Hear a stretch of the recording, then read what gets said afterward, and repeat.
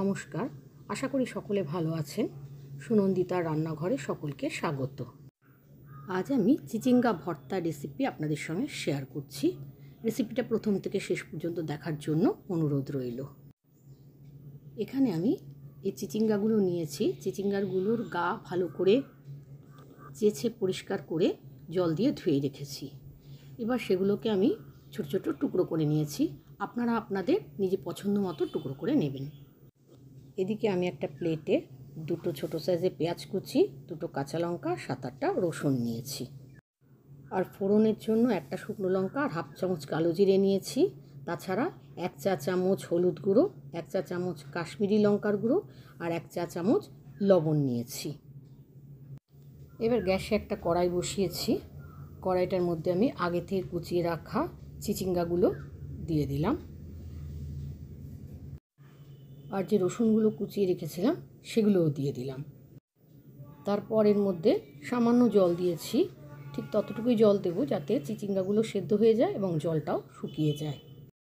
এবার আন্দাজ মতো লবণ দিয়ে লবণটা মিশিয়ে দিলাম।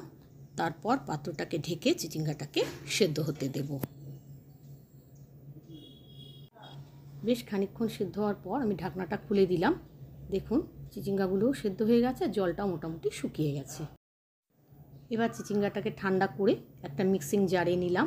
আর তার মধ্যে আগের থেকে যে দুটো কাঁচা লঙ্কা ছিল সে কাঁচা লঙ্কা কুচিগুলো দিয়ে দিলাম। দিয়ে এবার একটা মিহি পেস্ট করে নেব। প্রয়োজনে আপনারা এটা শিলনোড়ায়ও করে নিতে পারেন। দেখুন আমি একটা মিহি পেস্ট করে নিয়েছি।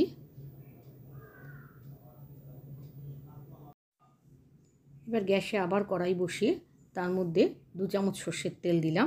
ভর্তা সর্ষের তেলে করলেই ভালো হয়। তারপর তেলটা গরম হলে পরে তার মধ্যে শুকনো লঙ্কা দুটো আর কালো জিরেটা ফোড়ন দিয়ে দিলাম। এবার ফোড়নটাকে আমি একটু ভালো করে ভেজে নেব। ফোড়নটা ভালো করে ভাজা হলে পরে আগের থেকে যে পেঁয়াজটা কুচিয়ে রেখেছিলাম সেটা তেলের মধ্যে দিয়ে দিলাম।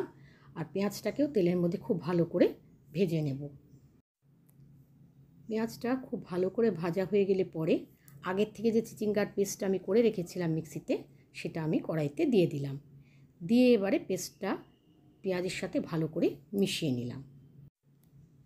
এবারে গুঁড়ো মশলাগুলোও দিয়ে দিলাম চিচিঙ্গার মধ্যে। হলুদের গুঁড়ো, লবণ আর কাশ্মীরি লঙ্কার গুঁড়ো। এবার মশলাটাকেও চিচিঙ্গার সাথে ভালো করে মিশিয়ে নিলাম। এবার ভালো করে কষাতে হবে যাতে সম্পূর্ণ জলটা শুকিয়ে যায়।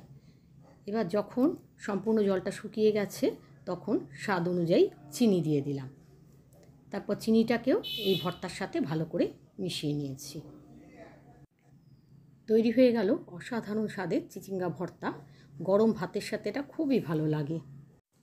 রেসিপিটা যদি ভালো লেগে থাকে লাইক দেবেন, কমেন্ট করবেন। আর আমার চ্যানেলটা সাবস্ক্রাইব করা না থাকলে অনুগ্রহ করে চ্যানেলটা সাবস্ক্রাইব করে দেবেন। আর যারা সাবস্ক্রাইব করেছেন তাদের অসংখ্য ধন্যবাদ আমার পাশে থাকার জন্য। আবার আসবো নতুন রেসিপি নিয়ে। সকলকে ধন্যবাদ।